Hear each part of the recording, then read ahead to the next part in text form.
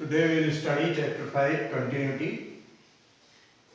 A function fx is said to be continuous at x equal to a if first of all the value of function at x equal to a. A means value of function at x equal to a is finite and it should be plottable. It can be plotted on the graph. If f is finite and can be plotted on the graph paper, then we will call the function f as continuous function. Mathematically, we see a function fx is said to be continuous at a point x equal to a if the left hand limit x tends to a minus fx should be equal to limit x tends to a plus, this is RHL, is equal to value of the function at x equal to a. LHL means when we are approaching from left side to x equal to a.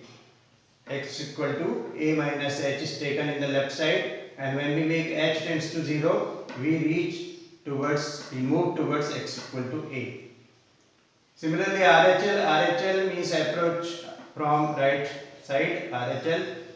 In this we are taking, in RHL, we take x equal to a plus h, and when we make h tends to 0, we move towards x equal to a.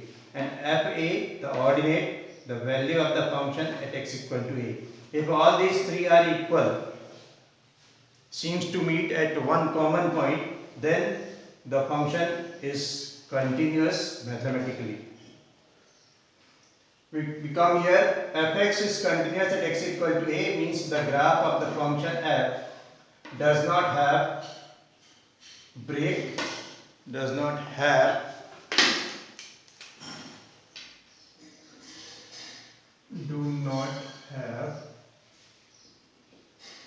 a break, do not have any jump at x equal to a. Also, fa is finite and existing.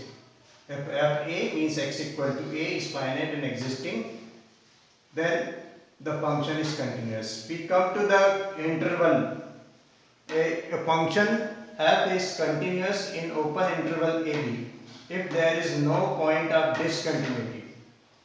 There should not be any point where this condition of continuity is not satisfied. The point where this condition of continuity is not satisfied, that is called point of continuity. If there is no point of discontinuity in the interval, we will call the function is continuous in this open interval. We know that this common bracket stands for open interval. In open interval, the boundary points a and b are not included. Next, a function f is continuous in closed interval ab if RHL and LHL. RHL at x equal to a because it is lower boundary of the limit. LHL at x equal to b, it is upper boundary of the interval. These limits should exist at a and b, and there is no point of discontinuity in rest of the interval. This is for closed interval, and this point is for open interval. In open interval, the boundary points are not there. We don't consider boundary points in open interval, and we consider boundary points in closed interval. Discontinuity. If any two of LHL, RHL and f of a, these three things are there, should be equal to be a function continuous at x equal to a, and if any two of these three not equal, then the function is called discontinuous at x equal to a. We know that if LHL at x equal to a and RHL at x equal to a, these two limits, left hand limit and right hand limit at x equal to a are equal, they meet at same point, then we say limit x tends to a fx exists. So one more definition of continuity is coming here. So a function f is continuous at x equal to a if limit x tends to a fx is equal to f of a. This limit x tends to a fx comes from this point, because LHL and RHL are already equal. If LHL and RHL are equal, then limit x tends to a, fx will exist, which we have studied in 11th standard.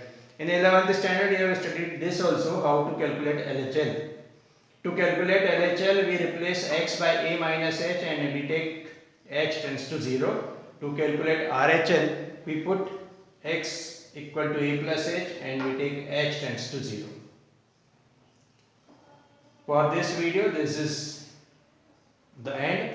In next video, we will see what are the kinds of discontinuity and how to find the function is continuous or discontinuous, what are the tests, and we will see how to find point of discontinuity in the interval.